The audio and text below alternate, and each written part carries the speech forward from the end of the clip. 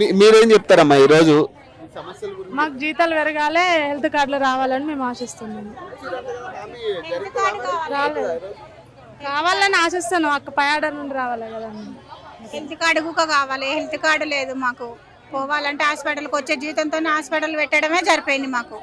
Hospital చూపించుకొని ఇంటి ఖర్చులు వచ్చే కొచ్చుకింటి డబ్బులతోన చాలా శతమతం ఎగుతున్నాం. మా యొక్క లీవ్లను పెట్టుకోవడానికి కూడా మాకు పర్మిషన్ లేదు. ఒక లీవ్ పెట్టుకోవాలంటే ఎందుకు పెట్టుకుంటారు ఏమిటికి ఇంటికాడ ఉంటారు అని అంటారు. పెట్టుకోవద్దు, అంత ఫోర్స్ చేస్తారు మా మీద.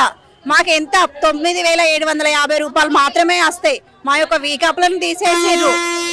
టైం టు టైం రావాలి. 6:30 నుండి 8:39 వరకు పిల్లలకు భోజనం వడ్డించే పోవాలి. మేము మా ఫ్యామిలీలను పోషించుకోవడానికి కూడా చూడాలా. ఇప్పుడు బయట ప్రైవేట్ లో వేసుకుంటే ఎంతో సాలరీస్ వస్తాను. ఈ జీతంతో మేము బతుకుతున్నాం అంటే అర్థం చేసుకోవాలి రేవంత్ రెడ్డి గారు. సో మీకైతే హామీ ఇచ్చారా ఈరోజు? సీఎం గారు మాకు న్యాయం చేయాలని మేము కోరుకుంటున్నాం.